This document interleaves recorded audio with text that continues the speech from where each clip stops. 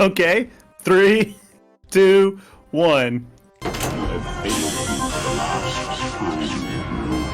Hello there, everybody, and greetings. It is NOOCH and the Gerbil again. By the way, Gerbil, I'm putting that's the intro for the video, is you counting down. Oh, fantastic. I'm glad we rehearsed.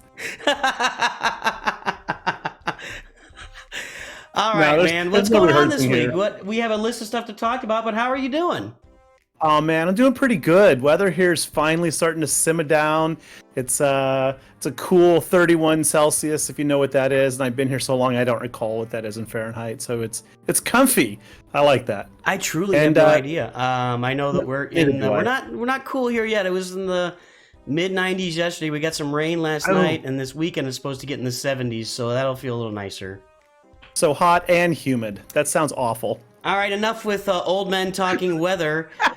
So how is? Hey man, I gotta ask that. My first question for you is: you're quickly becoming the Princess Kneesaa / Ewoks expert / lover. So wait a second, becoming? I thought I was already there. Do we need to go to past tense here? What's going on, man? I see Arnold publishes a new Captain Rex video every third day, and you publish a new Princess Kneesaa video every third day. So what's happening with the Ewoks and Princess Kneesaa? All right. So yeah, Ewoks are how my channel started. I mean, I've done some stupid Ewok videos. I think I even took it offline, but one day I got kind of frustrated with CG, and I did this trolling video about Ewok glider being the next ship coming to the game. And it would inflict confuse on enemy ships because, I mean, it's a glider in space. You know, did no damage unless it was empired, then they automatically blew up, which just makes sense, right? So, but no, so I've done Ewok vids forever. It's like my thing. And so when Kneesaa came, I was just like, you know, my time has arrived. So I just have to push it to as far as I can. And I don't know, did you see my poll over on my Discord? I didn't see the poll, but I saw a video where you said, should I relic these 3 Ewoks to relic 9? And I'm like, you know what I said in my last stream? I'm like, you know, people do these polls, or, you know, Fat Phil said, when we get to 5,000 subs, I'll relic 9 my Wampa. That just means you want to relic 9 your Ewoks. It does nothing. You know everybody's going to vote yes. It's not a thing. They're all just going to say yes. It was close. It actually was kind of close, but yeah, no, I have committed to relic 9ing 5 Ewoks, a full squad now. And I just figure, you know, I think people lose sight a lot of times that this is a game, and at the end of the game, every game should be fun, right? So, I mean, there's always a progression that makes sense, and it is like, it feels like a lifelong commitment game, but you do got to find your fun. And I have a lot of fun with my murder bears. So yeah, I'm committing. I've already taken Kneesaa to relic 9. Wicket to relic 9, and my rationale on those were Wicket was the most relic 9'd of the Ewoks in the community. Kneesaa was the least, so I went to the extremes, even though they probably have the least benefit out of all the Ewoks hitting relic 9, because, you know, it's really made for tanks, right? Poplu would have been the logical choice, but I don't run him actually in the squad anymore. And that's got a lot of people shaking their head and looking at me like, what? But yeah, no, I don't run Poplu in there. I don't think he's needed for most situations. That was a question I was going to get to. Is I didn't think you were running Poplu. You mentioned that, so you're kind of running that tankless team, kind of like that CLS team or the Imperial Troopers, where it's just turns, and then more turns, and which is kind of what Captain Rex is all about too. I mean, honestly, it's just taking nonstop turns with everybody. Yeah, it's a crazy turn meter train. So it works because, okay, so obviously you got Ewok Elder. I'm not even going to get in the turn meter, but it's just the survivability of the team is really disgusting. Like I've been timing out opponents on defense. Like they're throwing in Jedi Knight Luke or Jedi Master Luke at them and timing out. Somebody messaged me to say that their Malgus team lost, full Malgus Sith Empire, and I'm like, wow. Yeah, I've been able to beat that in arena in practicing, but you know, in GAC, I tend to put them on defense because most people don't know how to fight them yet. And they just see Ewoks and they're like, oh, I can smash this with, you know, insert power team. And Kneesaa changes the game considerably for them. and there's just not a lot of data. You go to SWGOH, and there's not a lot of people with relic Ewoks to accumulate a good database of counters to. So I think that there is a golden opportunity if you got them, put them on defense, and they're going to get holds for a while, at least until people figure out what to do. Right. I just realized I got a bunch of Gear 12 Ewoks on my. I have a Relic 5 low gray on my main roster, by the way, because that's for rogues. Okay. Well, that's good. I can handle that. What's your story with Galactic Legend Leia? Are you going day one, or when are you going to get her? Oh, yeah. Yeah, Okay. on my main account, absolutely. Yeah. I'm actually chasing her on my alt also. I was working on Jabba, so my alt is 3 million, just hit the 3 million mark. And I was going for Jabba, and then I was just kind of reviewing my roster, and I was like, well, we're getting the new raid coming up soon, 9 months of that. More investment in Hutt Cartel is always a good thing, but I think not as much utility going forward. And I was like, my 2 fleets in there are going to be Executor and Home 1, so Akbar makes sense. And then I think Leia is just easier to get overall, like Lando and Lobot, and they're just easier. And there's 3 Ewok requirements, which leads you into CLS, and I already had a CLS team, so I was like, I'm pretty close to that. So yeah, I'm going for day 1 on my main. Right. I think a year from now, when these guys are all double drops, it'll be a year and 4 months or whatever it is. This is just the go-to. I think everybody starts the game with Leia and a Phoenix team and an Ewok team, and I think the whole thing changes once these guys go to double drops. The entire farming around this game is gonna pivot drastically once that happens. Yeah, I was watching your vid just this morning actually, where you were talking about you were saying that this is really probably the best time ever to be playing the game, just because of the diversity of options. And I think you're right. A lot of people have asked me about this only one video I made about my alt's farming path. And then it started a discussion in Discord, and they're like, oh no, you got to do Sanjita's this, or you got to do Arnold's that, or NOOCH is this. And I'm like, but no, you don't have to do any one of them. You can kind of pick what you like these days. I mean, it's there's a faction true for everyone. Yeah, and it gets more and more true every day. Capital Games is doing a great job of, Captain Rex turns the Phoenix into a real team. They've never been. It's 8 years of gaming, and I guess Phoenix maybe. I don't think they've, maybe at the very beginning, but even then they faded really fast. Yeah. And Ewoks have kind of been in the background. I know you love them, but they weren't out there on the front lines doing stuff until Kneesaa. No. And I'm just waiting for a character to make Ugnaught usable, or God forbid they ever make Cup usable. The entire community will lose their minds if Cup ever becomes like the fulcrum or the pivot point of a team. That'd be good. People would lose it all over the place. Yeah, I kind of hope they leave that kind of meme-ish character there. We need that. The community needs that. But I am sick of all the "look what I've done, Relic 8 in my cup" Reddit posts. Please don't do that anymore, people. Yeah. That's been beat. Yeah. So you mentioned fun, and for me, that's been one of the things I focus on whenever I do a farming guide. I generally start off with the 3 Fs, which to me is focus, farming, and fun. You've got to focus on what you're doing. Dial in. I see rosters all the time, and I do roster reviews all the time on the channel, and it's like, you see rosters every time I do it. There's somebody that's just got random stuff, and whatever. If they're having fun doing it, who cares? Because fun's the most important thing. It's a game. At the end of the day, we're playing a game. We're not playing work. We can all go to work. We've all got work to do. But let's have some fun and relax and play a game. So if you want to have fun by farming 1 Empire and 1 Galactic Republic and 1 Imperial Trooper, whatever floats your boat, dude. But I just love the fact that you mentioned fun, and I really do. I put that video out for a reason, because I've been trying to think of an angle to say what I said in there for a long time, because it's so easy in general in life and in the game to be upset about things, to point to Datacrons. People hate Datacrons. I don't really hate them, whatever. But to point at it and say, I hate that, that's stupid. I hate my grandparents used to make fun of my brother, actually. This is maybe a little, but because he would say, I hate it, it's stupid. So they would go, do you hate that? Is it stupid? Because it's like a human reaction. But looking for the fun parts we can have, and the game right now is open to a lot more fun. And there's gotta be at least 30 different farming paths you can take in the game, and you'll be just fine. climbing all the way up to a Rhodium with as long as you finish the teams. You can't climb to Rhodium with a bunch of Gear 12 teams, but if you take these teams to Relic 3 or 5, you can probably climb to a Rhodium with 25 or 30 different farming paths.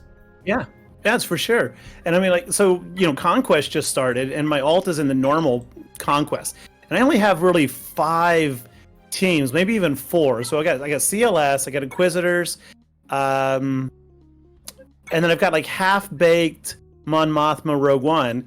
But basically, just between the Inquisitors and the CLS, I can go all the way through the normal Conquest, and it's not a grind if you don't make it one yourself, right? I mean, if your goal is to farm out those Datacrons, then okay, it'll take forever. But if you're just playing, going in there, and you're like, woohoo, Han shoots first, pew pew, look at that, I won again. Then it's not bad, and I enjoy it more on my alt because of that. And on that, okay, let's see if I can do it at 30 stamina. Yeah. How about 20 stamina? Yeah. But on my main account, I'd be like, ooh, I don't want to risk that. I can't risk losing 20 energy, right? So, yeah, keep it fun, and it is fun. I'm kind of in a different little boat. My main account is my free-to-play account that I started almost 3 years ago, and I started my hyperdrive account.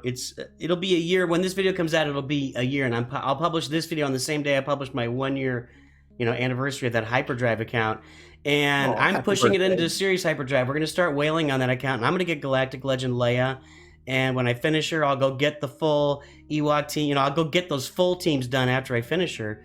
So it's going to be the fun part of that is I'll have completely opposite farming paths, and it'll be a blast to see how those develop over time. So yeah, the game is fun, and I think we both we look at you and me. We've got 4 different accounts, but I have that extra. I even have my Jabba Rush account 5, but they're all doing different stuff. You don't have to. Yeah. Back I think 3 or 4 years ago, AP really had dialed in. This is the best way to farm, and I think he was right with the way that Kyber worked at the time. And I know they changed Grand Arena, and we aren't really super fans of it, and it makes it a little bit less fun. It was always fun trying to get to Kyber during a season, but the problem was AP showed everybody how to do it free to play and without getting Galactic Legends, and Capital Games said, wait a minute. we got to change that. Right. So hopefully they can, I'd like them to find a happy medium, but I guess that they're probably working on redoing Territory Wars right now so they can get their top guilds back playing Territory Wars at the moment. Yeah, I kind of suspect that's the next big mode improvement, because you're right. I mean, what is it? The top guild is bowed out, basically, of Territory Wars. And, I mean, that's your 50 highest, arguably your 50 highest spenders in the game. And I mean, a lot of minnows out there spend $20 here and there, but let's be honest, those top 50 are going to represent a measurable proportion of CG's profit margin, not their top revenue, but their profit margin, because I mean, that's a big chunk. So they're going to listen to that. Yeah, when Kaw decides to flex her muscle, it's got to mean something, right? Mm-hmm, for sure. Let's talk about Ahsoka. I want to talk about Ahsoka. And on my channel, they know my opinion. I'd like to hear. You said you're caught up on Ahsoka. What are your feelings on Ahsoka? Oh, okay. So are we allowing spoilers here? Yes. Well, yeah. You just go for it. If people haven't seen it, that's not my problem. All right. So spoilers. Okay. Well, I'll try to avoid a spoiler, but we'll see. I'm going to fail. Actually, I love the show. I absolutely love the show. Why? Can you tell me why? Hold on. Okay. Are you a Rebels fan? Did you watch Rebels all the way through? Oh yeah. Okay. Yeah, I loved Rebels. I think that's why you love the show. And I'm not. Very possible. I think it's just Rebels the next season. Yeah. And absolutely. It's Rebels Season 5. All right, go ahead. Why do you love the show? Tell me why, and I'll tell you. I mean, I don't know if you've seen my shorts or my videos, but go ahead. Tell me why you love the show. Oh, okay. I think to really answer that, I think I need to start with Clone Wars first, and give a little bit of background. So you and I are about the same age. When I watched the sequels when they came out, I was in that crowd that looked at that and wanted to vomit after the first one, like Phantom Menace. I was like, oh my gosh, they're just insulting the Japanese. They're insulting, it was just so racially stereotypical of certain groups. And it was just it was all shiny and pretty and everything. And I was like, this is not Star Wars. And it took a long time for feelings on that to change. Nonetheless, I had a rough acceptance of that. And then the no, that was the prequel. Sorry, right? And then the sequels come out, and well, either you love them or you really, really, really hate them, right? I think that the verdict is still generally people are a little unhappy with that. So then you got to turn to TV if you want enjoyable Star Wars content. And they're the two big shows, of course, for a long time have been the Clone Wars and Rebels.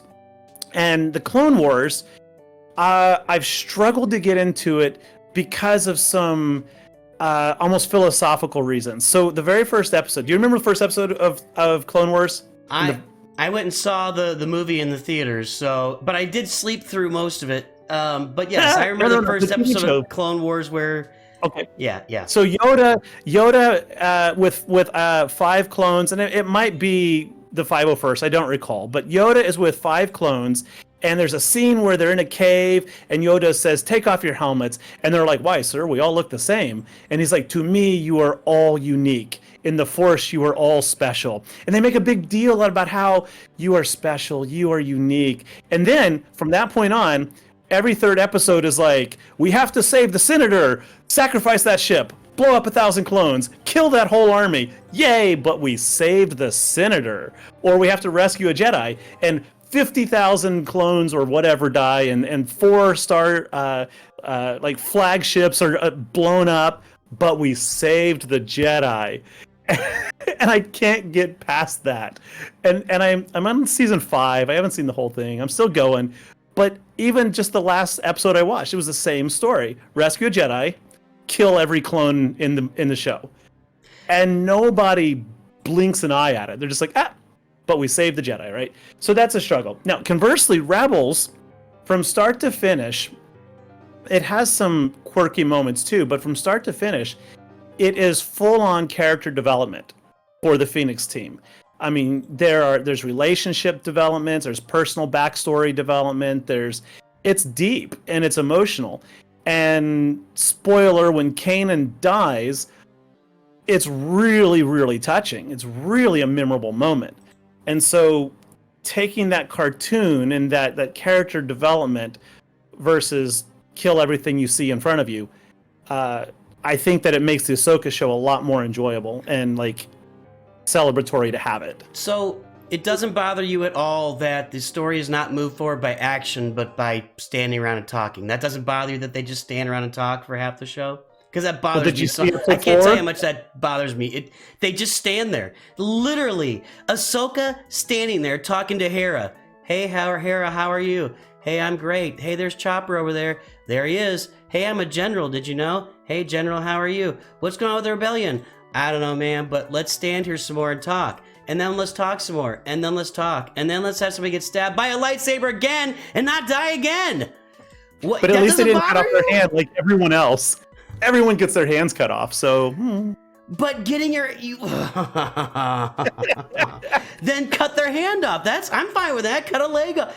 Cut a leg off. That's different, right? Nobody's lost a leg. Except for Saw, maybe. I think he lost a leg. Cut her in half, throw her down a tunnel, let her come back as a cyborg with spider feet. So your comment just now, you know what you honestly reminded me of? When man, I always get them wrong. But yeah, it was the prequels. It was in the Republic Senate. I move that the Trade Federation, blah blah blah, and it was like, oh geez, stop with the politics and but same argument, right? I mean, that was a big issue at the time. It really was, and I'm just watching the show. I don't know, man. I can't get into it. I've got my rants out there. I'm actually, what I'm going to do here, and I've got some ideas, is starting on my streams, I'm going to start rewriting the show to show why, the things I think they could have done with it. There's just so much, like just the opening scene. Why is the Rebel commander so freaking dumb? I mean, it's like, hey, there's a random Imperial shuttle and it's got a Jedi code. Oh, we'll bring it on board and I'll take 4 people down there with me and everything should be fine. What? Well, I think it's showing the arrogance of the Republic, the new Republic, to lead into how easily they were overthrown by the First Order. I think that's what they're attempting to portray. Okay, so what you're doing is you're taking the sequels that just blew everything up, and you got to build on this bad idea. All right, anyway, all right. So nope, I don't know, man. That's a fair point. I'll continue to watch Ahsoka. the thing that bothers me the most, the thing about it is the standing around and talking, and they don't have any sense of urgency about anything. Like, even in the middle of a dogfight, it's like, hey, we're in the middle of a dogfight. What do you think we should do? I think you need to take evasive maneuvers when I give you the signal. Okay, give me the signal. Okay, I'll give you the signal. Here comes the signal. That's the signal. Wait for okay, it. I'm Wait going. for it. I just, there's no, like, nobody's scared or concerned or, you know, it's that is all... true. Ahsoka is overly calm, I think, especially relative to her portrayal in Clone Wars. She was much more assertive and she had like some color to her. She was interesting. She had some whimsy, and it's all gone. She's just this. No, she is Ahsoka the White Gandalf, right? Yeah, right? she's really worse than that, you know. But even so, Sabine, okay, have you seen episode 4? No, I need to watch that. Okay. It just came out in the middle of the night for me or whatever. So there is a fair amount of action in there, and there is a slow-ish moment, and I'm gonna try not to spoil this. Between no, I'm not gonna say any of it. There is a slow-ish moment right before some action, and the scenes, the visuals, and I feel that even that slow moment, the dialogue, I thought was really great, just really well done. So wait till you see it. Yeah, we'll I think we should. But I just one final thing for me that bothers me. You know, they're trying to make Sabine a Jedi now or Force Center or whatever, and that's weird. Yeah. But I just don't get why. So Ahsoka apparently started training her as a Padawan for at least several months at some point in the past. Mm-hmm. And she can't move a coffee cup. I mean, why did you spend time? What's the, you know? There just doesn't seem to be any reason why anybody would have tried to train Sabine as a Padawan at any point. Yeah, and by the way, does feel forced. She made a lightsaber. That's like the thing you do. You know, that's not the first thing you do is make a lightsaber. Anyway, I thought it was Ezra's actually. Is it Ezra's lightsaber? Well, it's different. I'm pretty color, sure it's Ezra's. I'm pretty sure it's Ezra's, but I could be wrong. All right. Yeah, all right. We can look that up. That's an internet question. Let's move on. I'll watch episode 4. We'll have some fun with it. I just, you know, I think we're coming in from different perspectives. You love Rebels, and that's great.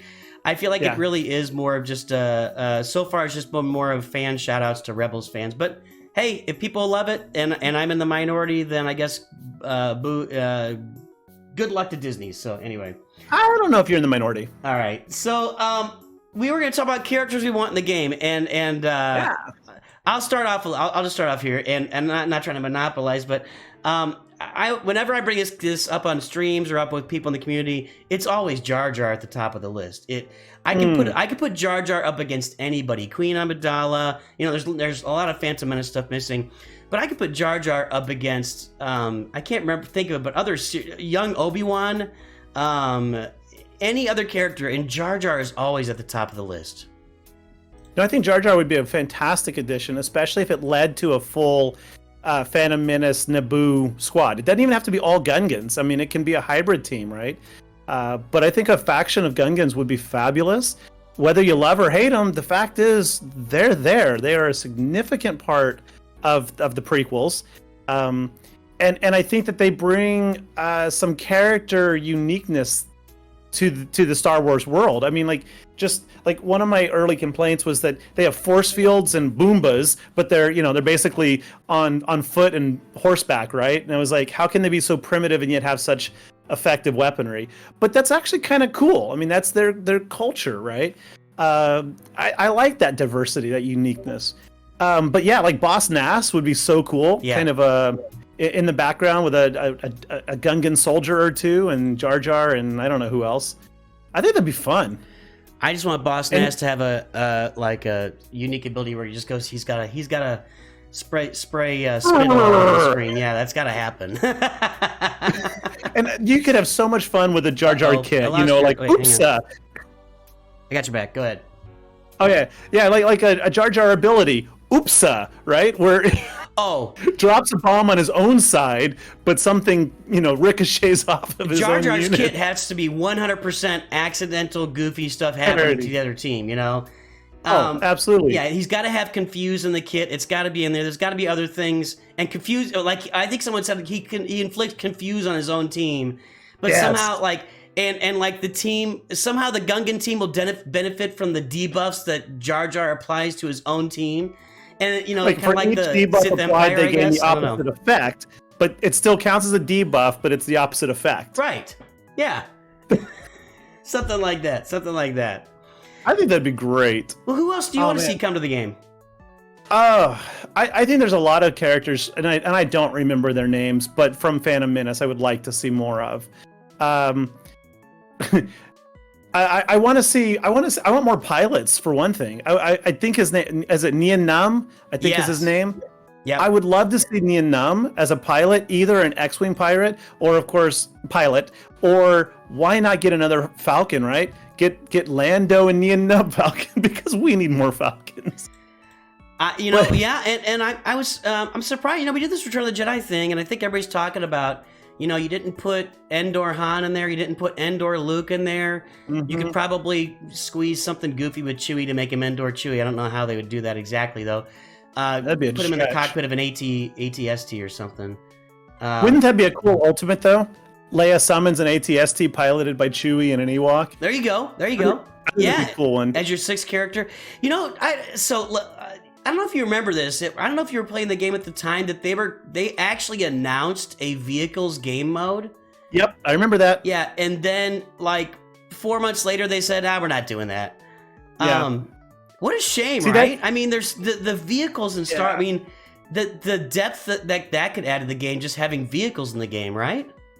I think that some of the negative energy in the community, despite you and I agreeing that this is the best time for the game, I think some of the negative energy comes from CG's just misdirections over the years. That they've said a lot of, we're not going to make any more raids. We're not interested in raids. Oh, by the way, here's a new raid. Oh, and by the way, we're going to do it every 9 months now. Right? Or like you said, the vehicles. I think that would have been great. I do hope that the speeder bike raid, though, starts a whole new direction of not just stand up, pew pew back and forth in the game, right? I'm really excited to see where that's going to take us. It almost sounds like they're going to put us into like an old Nintendo video game where you got to go left and then go right and avoid the logs. And I feel like that was a game I played a few times, and that's what it's going to sound. That's what it kind of sounds like to me. Well, you remember the Dash Marquee, Dash Rindar? Yeah. That was so fun. It was like Contra or something. It was exactly. Well, it was probably like Shadows of the Empire. Although I don't remember playing that and what it was like. But that left to right. I mean, it was totally Contra built. Left, right, up, down.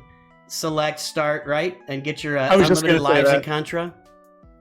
Oh man, that was the power. Oh, there was a cheat that like a special controller you could put in on the old Nintendos and get all those cheats unlocked. Yeah. But no, so pilots actually, that there's something I've always wished that CG would do is redesign ships. If they're not going to give us a lot more ships, then redesign the ships such that the pilots are interchangeable and give you different abilities. For example, Red 5 is a call sign, whether it's Luke. Luke was not the only person with the call sign Red 5, right? So you give us like Luke's X-Wing, but it could be piloted by Farm Boy Luke. It could be piloted by Jedi Training Rey. It could be piloted even by R2. And you have different abilities.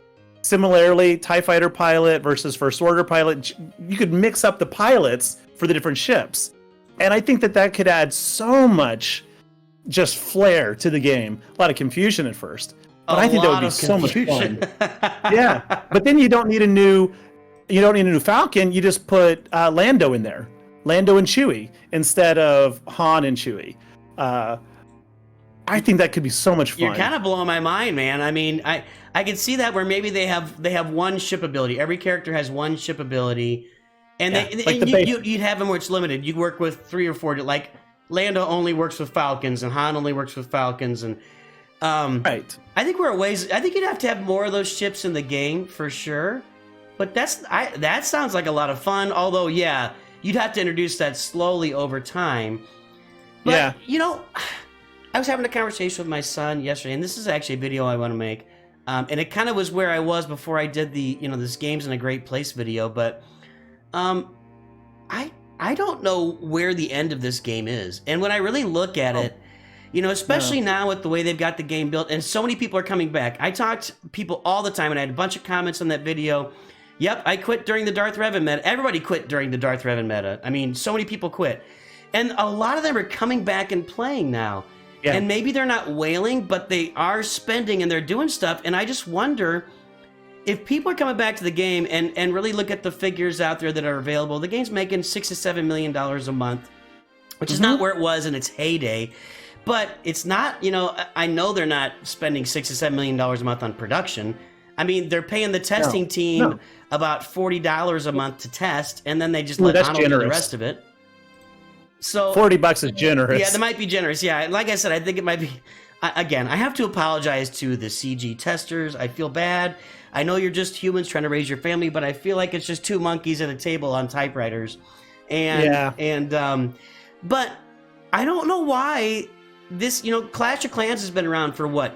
15 years now, almost? 15 years, I think. Maybe 16. Yeah, that game's making $30 million a month still, and it's still going. And it's a great game. I mean, it's the same thing as this fundamentally, but there is no end to this game, plain and simple. I mean, like I said, it's practically a lifelong commitment if you're the kind of person that just loves Star Wars, loves collecting, and has like an impulsive, collecting personality, right? I'm trying to think of the word for that.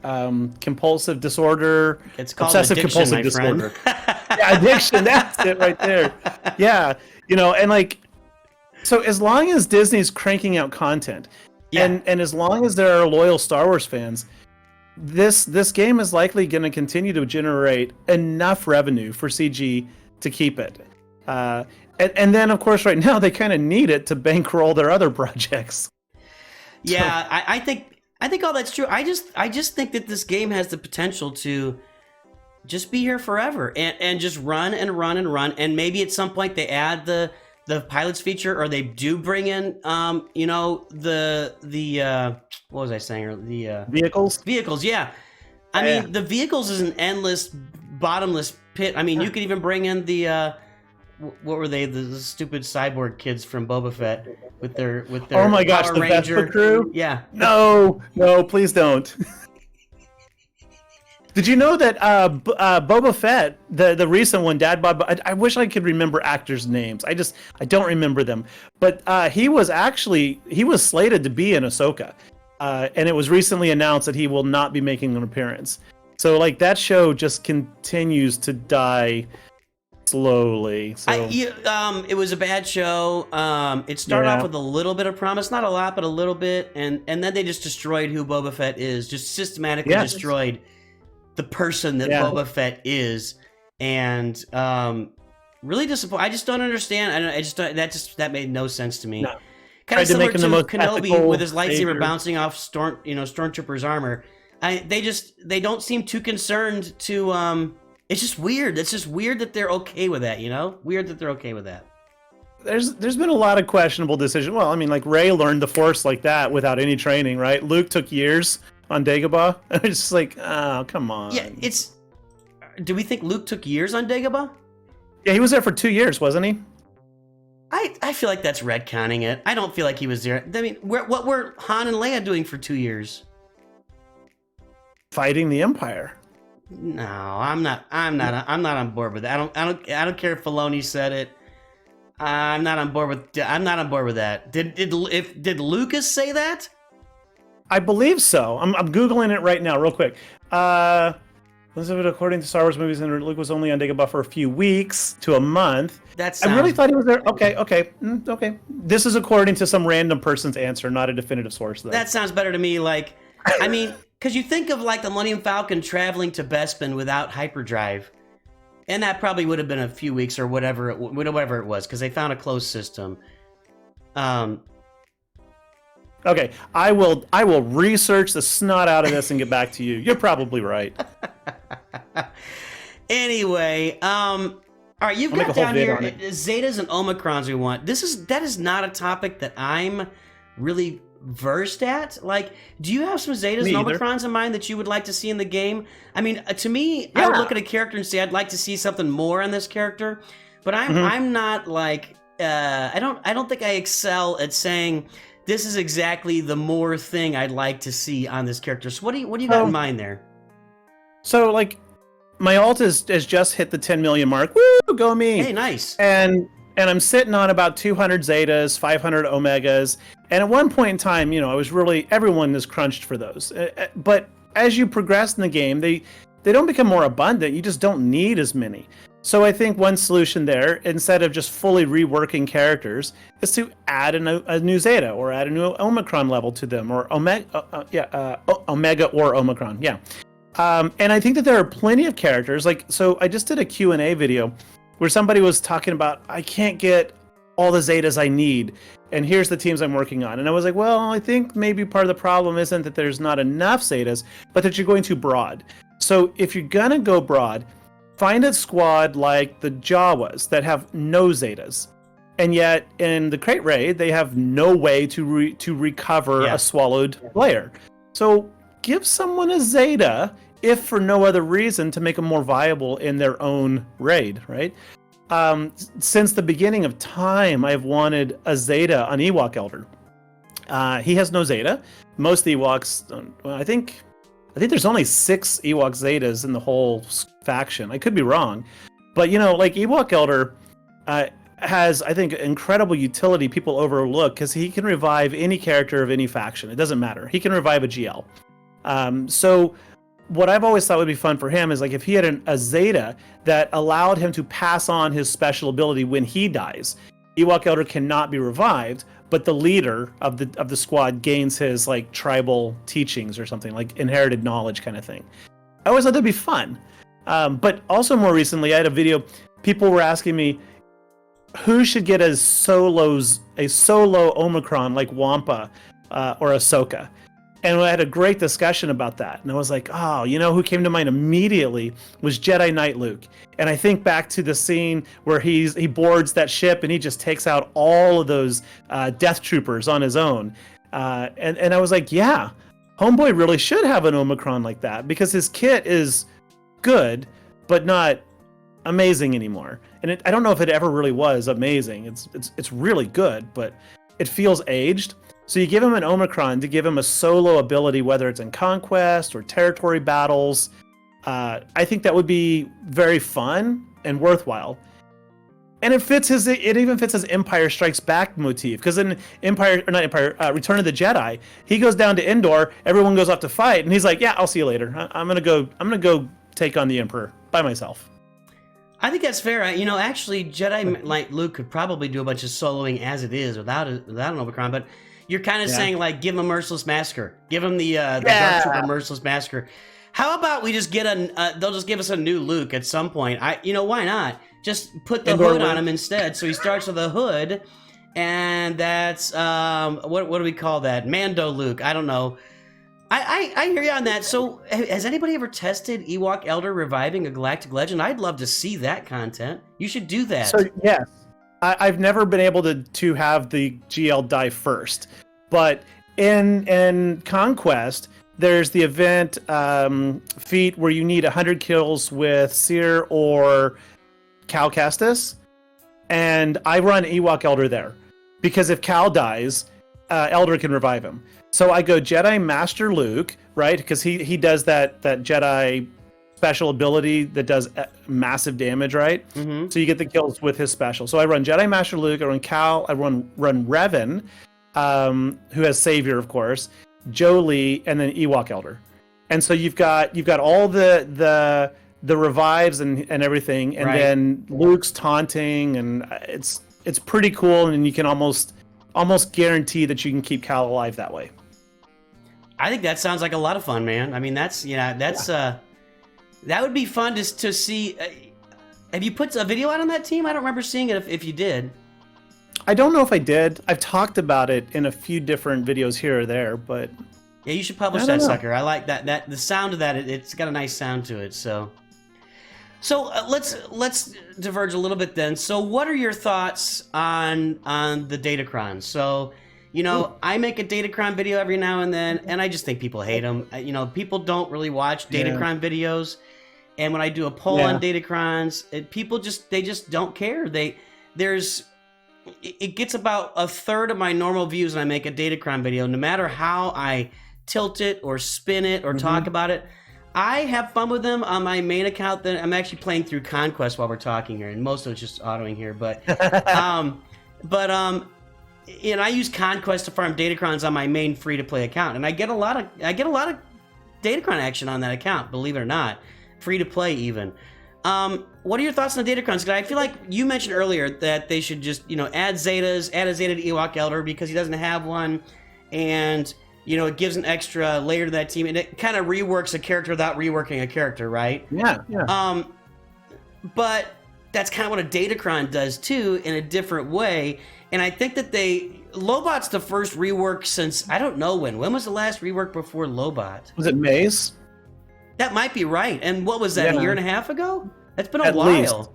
Yeah, it's been a long time. Yeah, because reworks used to be a regular thing. Like 3 times a year, they'd announce at least one rework. And remember, I know Arnold for like a year or two had rework Grievous was his main theme song, and you know, and they would do it and rework. And I think that they put the Datacrons in there instead of reworks.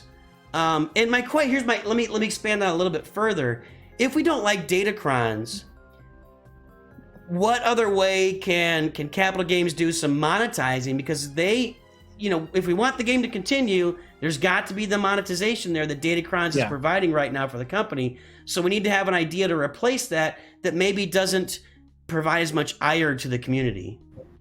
So you're absolutely right about the monetization. Datacrons exist for money. I mean that's plain and simple. That's why they're there. I mean, they expire, and if you don't think that CG is making money off Datacrons, then just go look at the top 20 guilds, look at almost any random account, and they will have 30, 40 level 9s, right? There is so much money being dumped into Datacrons. And I know a lot of people also complain about that, and they're like, it's not fair, it's stupid. Well, no, not really. That keeps the game going for everyone else. So I'm actually happy that's happening. But my own personal take on Datacrons is that I used to hate them, but engaged with them because it's part of the game now. And now I've reached a point where have it or don't have it, I don't really care. And I actually don't use them when I'm playing for fun. I put them on for Territory Wars. I put them on for GAC. I put them almost all on defense. I put all my best ones on defense. And then I use whatever's left over casually as I'm fighting. Agreed. So I don't really engage there. Where I do engage is like with all these recent Ewok videos in Phoenix in Arena. I drop back purposefully to like the 1,000 rank, and then I just keep hitting refresh until I find a squad that I want to play, and then I maybe add a Datacron, maybe I don't, and just feel the difference. And like take the Kneesaa team. So Chirpa has a mass heal ability. Ewok Elder has 2 mass heal abilities. One of them is a full-on revive. He has Kneesaa has a passive, like all Ewoks recover 10% health and protection. Logray has health up and a passive healing. And then Wicket has a AoE healing ability. So you put all those heals on there, and then you mod them all for health, and then you give them that 15% healthacron. And just nothing really beats them when you get them all up to Relic 8, 9 like I have. I mean, Slicker will. I mean, he'll drop them all pretty quick, actually. But I've gone in against, you know, Kenobi, and Cat still one-shots someone, but then it can lag on and on and on, and I'm not going to win either, but it's just showing me how viable they are on defense for the next round, so then I put them on defense. So that's how I'm engaging with them. Is it fun? I don't know, but they're here to stay, folks. They're not going away, so... Right. Get over the hate. Yeah. All right, so I get time for one more topic here. I know it's so for those watching, the Gerbil is in Shanghai. Did I get it right that time, by the way? Dui. Okay. Dui. And I of course am in Middle America, where the Gerbil hails from, the same basic area. We're within like an hour and a half away when you come home, right? Yeah, that was almost stereo too. Hour and a half. So, so you're 7 p.m. and I'm 7 a.m. right now, and I got to get the boy up for school in about 10 minutes here. So, final topic. I'm going to let you take it. I feel like I've been driving the topic. Sorry if I kind of took that over there. Ah, that's okay. So what do you got for us? Oh, you're asking me for a topic. Oh my gosh, man. Sorry, I was kind of, you got me thinking about time zone differences, Shanghai, missing home and family, and I was like, oh, I do. I said all that just to set up the fact that I need to go wake up my son for school while you're getting ready for, I don't know, the post-dinner TV or whatever's going on. Oh man, I got no idea what I'm doing next. You know, I don't know. I think we've covered so much good stuff. I think that by the time this video probably hits the airways, we should learn something about whether or not Scout Trooper is going to be farmable. I think it's interesting that right now we have 3 characters for a GL that are not farmable. Yeah. And she should be coming to the game in 3 to 4 weeks. All right. I mean, really. Yeah. I got a question for you. All right. So here's my question. I'm gonna start whaling. I'm gonna whale for Galactic Legend Leia, like I said, right? And it's not something I've done in the past. I'm pretty new to it. So without going through the marquee events and spending $300 to unlock a character at 7 stars of the marquee event, and maybe that's how you did it, I don't know. No. Okay, so what's the best way to collect those character shards? I mean, I know you can buy them for crystals. I know you can refresh, you know, when the node comes out, you can do you can refresh the node. If you refresh the node, it turns into a 3-month farm instead of a 6-month farm. But what's the best way for me to collect those shards? I won't get Galactic Legend Leia on day 1, but I'm going to be spending $100 a week and seeing how long it takes and kind of tracking that and sharing it with people so they can see. So where's the best place for me to get character shards for those characters? So like I relicked or 7-starred Kneesaa in I don't remember how many weeks, but once they hit the shard shop store, the weekly shipments, I guess you should be the weekly shipments. You can there's 4,000 crystals for 50 shards. I think it's some odd crystals for 25 shards and another pack for 10 shards, and then in the basic. I'm losing the name of it. I'm going to look real quick in the game here. Yeah, I'm looking right now too. Yeah, the featured shipments. So you've got 3 characters that CG recommends for you. Then you've got 3 whatever, just gear. Then you got the cheap gear, which you use like a couple thousand credits for. But then after that is the more recent characters. So like I'm looking at mine. There's Seer, Eighth Brother. Yeah, I got there's a variety of more reasons. Exactly. 8 shards for 640 crystals. Right. So that spot where Tarful is right now, Seer, also rotates for Kneesaa. So what I did to get Kneesaa, and I spent probably $100. I think I bought the two $50 crystal packs, and that gives you 7,000 shards, or crystals. So that 7,000 crystals you can immediately convert each week into 85 character shards from the weekly shipments, and then you still have some crystals left over. So then I was hitting the featured shipment refresh like 2, 3, sometimes 4 times a day, and it's like 50 crystals for each refresh. But at some point it turns into 100, then 2, then 4. So watch out, don't just spam that. But so I was hitting the refresh on that, and Kneesaa would pop up for like 800 crystals for 12 shards or 16 shards or whatever. And so if you do that a couple times a day, and you have a horde of crystals, or you just buy your crystals, you can 7-star her a new character, I think, in 2 weeks. Okay. And yeah, let's talk about this. So, if you go after it through the $12.99 pack, the one that Alan sits there and pulls for, so that's $300. That's going to cost you $300. Yeah. Don't do that, because you're going to get. Don't do that. You're going to average like 7.5 or something shards per person. Yeah. So if you look at 1,300 crystals for 7.5 shards versus when we're here in the shops, and I think I basically knew this, but I had never really sat down and looked at it. I'm looking at the weekly shipment right now. So you're looking at with Kneesaa, 25 shards for 2,000 crystals. So yeah, it's just, or 50 shards. It's just a better. So this is where you're going to be farming them right here. So probably what I will be doing is I'll wait till they're in this shop, the weekly shipment, which I would think for Drogon is probably a month away. Mm-hmm. Yeah, and Leia will probably come out in the next week or 2, I'd imagine.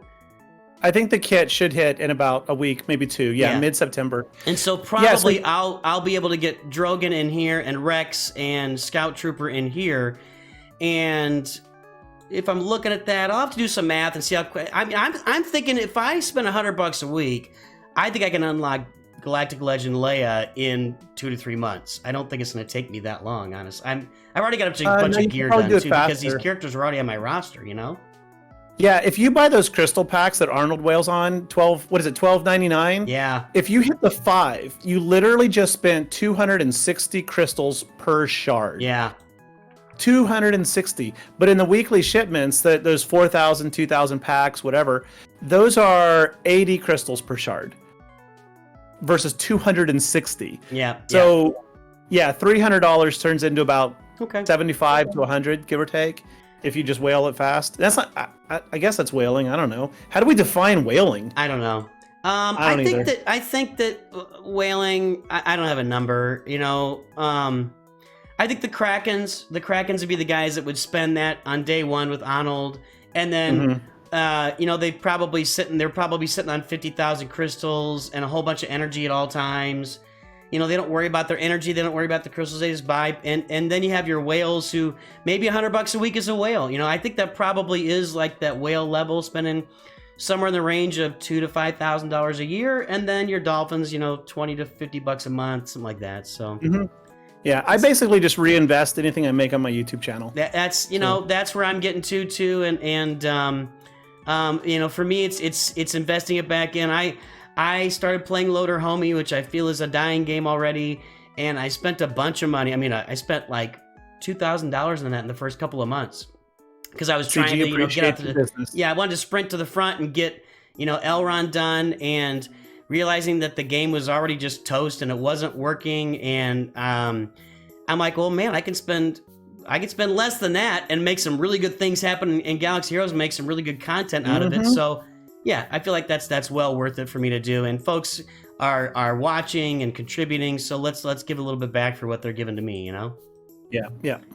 Speaking of give back, I'll share one more thing, and then we're gonna go. Or you got to go do something real quick. So a guild mate of mine who actually quit the game, doesn't play anymore, but she hangs around in the Discord server and she's social and engages with everybody. She's doing a thing to promote guild activity. She's giving away 2 $25 gift cards for different levels of contribution randomly to people who go into the territory battles or who engage in a coaching call, either coaching or asking for coaching for like the Reva special mission.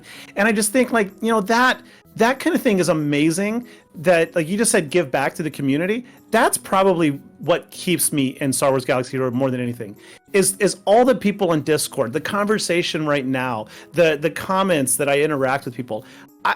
Yeah, you can get that from a lot of games, but this is a conversation about a franchise I really, really like, Star Wars. Yeah. So, you know, giving back, thank you to everyone who watches this show, NOOCH's channel, my channel. Like, this is awesome. Thank you. I think the community in the game is second to none. You know, I remember, what was the kid's name that passed away from cancer? Minnie, yeah. And like, the entire community rallied around, and it doesn't happen every single time. I mean, other people, you know, unfortunately die of cancer all the time. But, you know, we had this thing that just got us going, and everybody's name was Minnie and people still have Minnie in their names. You know, there's still people with Minnie out there. But yeah, I really think the communities we build on Discord, the communities we build in our guilds. I remember back at the beginning, I don't know if you remember Dylar, he was a content creator. But he was actually a friend of mine, and we still talk sometimes, and he quit the game about a year and a half ago, and he's starting to make some strides with content creation for a different game. But, you know, I've made real friends out of this, and they're kind of more, I'd say it's more, for the most part, it's kind of like a work friend where you're really friendly with somebody, and you get along great, but then if you get a new job, you know, you may not talk to him for a long time, but if you see him 10 years down the road, it's still going to be a positive thing. And absolutely, you know, and our generation, maybe we would see internet friends as with a little more of a side eye maybe than our kids do. You know, kids might see an internet friend as somebody that they can really connect with. I was like, is this really a thing? It really did become a thing. I really have made a lot of friends on this, work friends, and a couple of really close friends just from playing a game online. So I agree with you about the community 100%. Yeah. All right, Power to it. Yeah, let's wrap it up on that, and I'm going to let you do the sign-off here. We're not going to rehearse this either. We didn't rehearse anything, so I've got the sign-off page. I'm going to pop up there, and I don't know if you want to give a NOOCH and Gerbil too good, or a, hey, whatever you want to do. I'm going to pop it right now for the end of our video. Hey, everybody, it's good to see you. Here is the end. We're going to leave it to Gerbil. Wop bop doo bop ba da bam boom tutti frutti. I don't know. NOOCH too good, everyone. Good lord. Oh, really?